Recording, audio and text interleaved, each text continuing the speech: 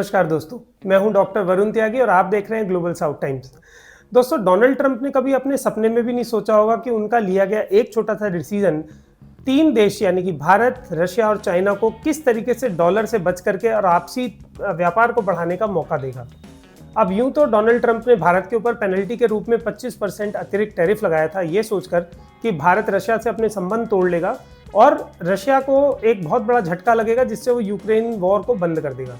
हालांकि भारत कई बार स्पष्ट कर चुका है कि जो यूक्रेन में युद्ध चल रहा है भारत उसके पक्ष में नहीं है और भारत शांति के पक्ष में है। लेकिन रशिया से तेल लेने के सवाल पे भारत का रुख स्पष्ट है कि भारत को अपनी डोमेस्टिक नीड्स यानी कि अपना जो हमारे यहाँ के गरीब लोग हैं, जनता है, उनकी ज़रूरतों के लिए सस्ता तेल ज़रूरी चाहिए और वो लेता रहेगा। और तो और क्योंकि यूरोप और बाकी देश भी ले रहे हैं और वो भी अपनी ज़रूरतों को ध्यान में रख के कार्य करते हैं, तो भारत को भी पूरा अधिकार है। लेकिन अमेरिका है, अमेरिका ने ये बात नहीं समझी और भारत पे अननेसेसरीली दबाव बनाया।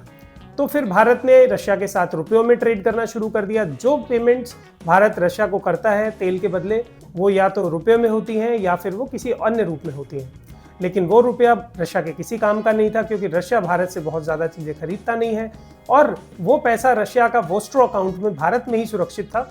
हालांकि भारत ने उनको मौका दिया कि आप यहाँ पे निवेश करें और आपका पैसा उससे बढ़ेगा, लेकिन फिर भी क्योंकि भारतीय रुपया बहुत ज़्यादा रशिया के काम में नहीं आता, इसलिए ये समस्या बढ़ती जा रही थी। तो भारत ने इसके लिए भी सोल्यूशन निकाला और चाइना के साथ बात करके भारत, चीन और रशिया ने एक बहुत बढ़िया सोल्यूशन निकाला है। अब चीन के साथ व्यापार भारत का बहुत ज़्यादा है, लेकिन ज़्यादातर हम आयात करते हैं।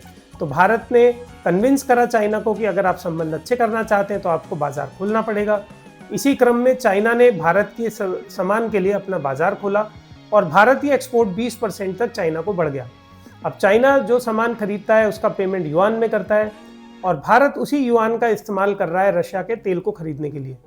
अब जो युआन रशिया के पास जा रहे हैं, युआन का इस्तेमाल रशिया कर रहा है चाइना से अपनी ज़रूरत की चीज़ें लेने के लिए।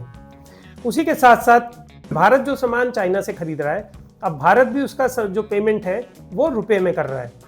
अब उस रुपये का जो पेमेंट है वो रशिया से जब चाइना कुछ सामान खरीदता है तो चाइना उसको रुपये में पेमेंट करने की कोशिश करता है और जो रुपया अब रशिया के पास जाता है तो रशिया जब भारत से कुछ लेता है तो भारत को वो रुपया दे देता है वापस। तो इस प्रकार से ये डॉलर को बाईपास करने के लिए एक ट्रायंगल बना लिया है इन तीनों देशों ने। डोनाल्ड ट्रंप ने ये सोचा था कि अगर हम कोई भी देश डॉलर को डी डॉलराइजेशन या डॉलर को बाईपास करने की कोशिश करता है तो हम उस पर सैंक्शन लगाएंगे। लेकिन यहाँ तो इन देशों ने एक अलग ही तकनीक निकाल ली है।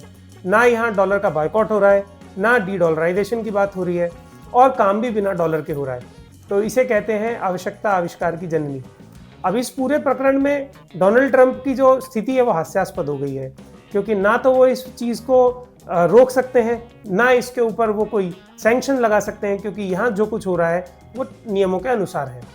और जहाँ तक चीन, रशिया और भारत की बात है तो अभी के लिए तो फिलहाल संबंध इस प्रकार के हैं कि तीनों देश एक दूसरे के हितों का पूरा ध्यान रख रहे हैं।